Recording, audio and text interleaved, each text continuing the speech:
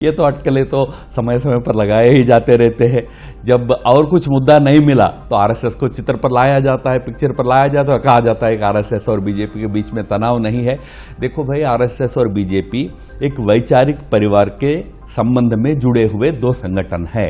राजनीतिक दृष्टि से बीजेपी अपना काम करता है, राजनीति से बाहर समाज में सांस्कृतिक सामाजिक सेवा अनेक कार्य आरएसएस करता है। भारतीय जनता पार्टी और राष्ट्रीय स्वयंसेवक संघ के बीच मतभेद की अटकलों के बीच संघ के वरिष्ठ नेता राम माधव ने बड़ा बयान दिया है। एक इंटरव्यू में उन्होंने कहा कि दोनों एक ही वैचारिक परिवार का हिस्सा है। उन्होंने इन अटकलों को खारिज करते हुए कहा कि दोनों के बीच कोई मतभेद नहीं है। दोनों संगठन राजनीति और समाज सेवा के अपने अपने क्षेत्रों में काम करते हैं। राम माधव ने दोहराया कि दोनों संगठन देश के विकास के लिए काम कर रहे हैं। उन्होंने कहा कि ऐसी अटकलें समय समय पर लगाई जाती हैं। अगर कोई मुद्दा नहीं मिलता है तो संघ को निशाना बनाया जाता है कि आरएसएस और भाजपा के बीच मनमुटाव है। सुनिए राम माधव ने अपने बयान में और क्या कुछ कहा है। संप्रदाय विशेष, धर्म विशेष, राजनीति दल विशेष किसी का विरोध हम नहीं करते हैं। इसलिए संघ सबको साथ लेकर चलने का ही प्रयास हमेशा करता है। राम माधव जी, अभी पीएम साहब ने तारीफ करी है कल, लेकिन पीछे कुछ अटकलें ऐसी लगाई जा रही थी कि बीजेपी और आरएसएस में कुछ अच्छा नहीं चल रहा है। इसको आप किस तरह से देखते हैं? ये तो अटकलें तो समय समय पर लगाए ही जाते रहते हैं। जब और कुछ मुद्दा नहीं मिला तो आरएसएस को चित्र पर लाया जाता है, पिक्चर पर लाया जाता है, कहा जाता है कि आरएसएस और बीजेपी के बीच में तनाव नहीं है। देखो भाई, आरएसएस और बीजेपी एक वैचारिक परिवार के संबंध में जुड़े हुए दो संगठन हैं। राजनीतिक दृष्टि से बीजेपी अपना काम करता है, राजनीति से बाहर समाज में सांस्कृतिक सामाजिक सेवा अनेक कार्य आरएसएस करता है।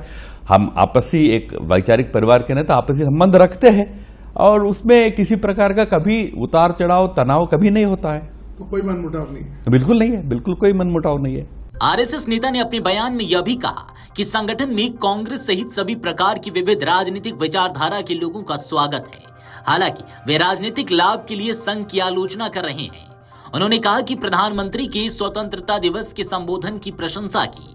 माधव ने कहा कि प्रधानमंत्री ने संघ की 100वीं वर्षगांठ पर संगठन द्वारा राष्ट्र के लिए किए गए कार्यों की सराहना की। इससे आरएसएस कार्यकर्ताओं में बहुत अच्छा संदेश गया।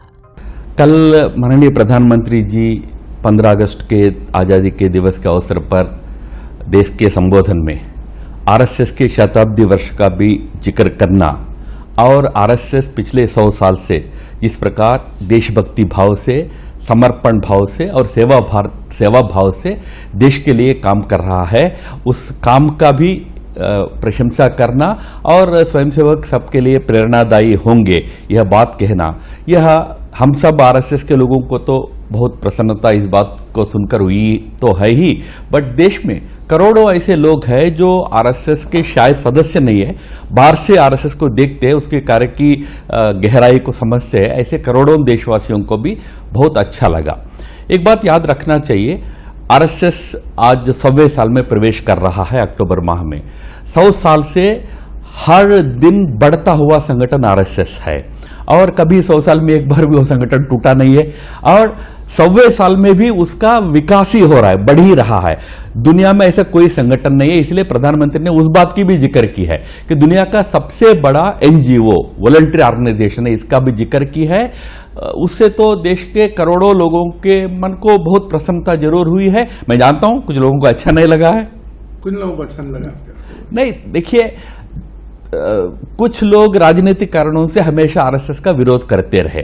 उदाहरण के लिए कुछ कांग्रेस के नेता हमेशा अपने राजनीतिक कारणों से संघ का विरोध करते रहे, भले ही अंदर से अंदर सब जानते हैं आज भी कि आरएसएस किसी राजनीति से परे होकर देश और हिंदू धर्म की सेवा करता है, अच्छे लोगों को बनाने के काम में लगा रहता है, मैन मेकिंग, व्यक्ति निर्माण ऐसे कार्य में लगा रहता है, सब जानते हैं। हमारा नीचे स्तर पर कई जगह संघ के अनेक कार्यों में सभी दलों के लोगों का सहयोग मिलता है, पर कुछ सभी दलों का, जब मैं सभी दल कहता हूं तो कांग्रेस भी शामिल है ही, बट किसी को लगता है कि भाई हमको आरएसएस का मुखर कर विरोध करे, पब्लिकली विरोध करे, उसको राजनीतिक फायदा होगा।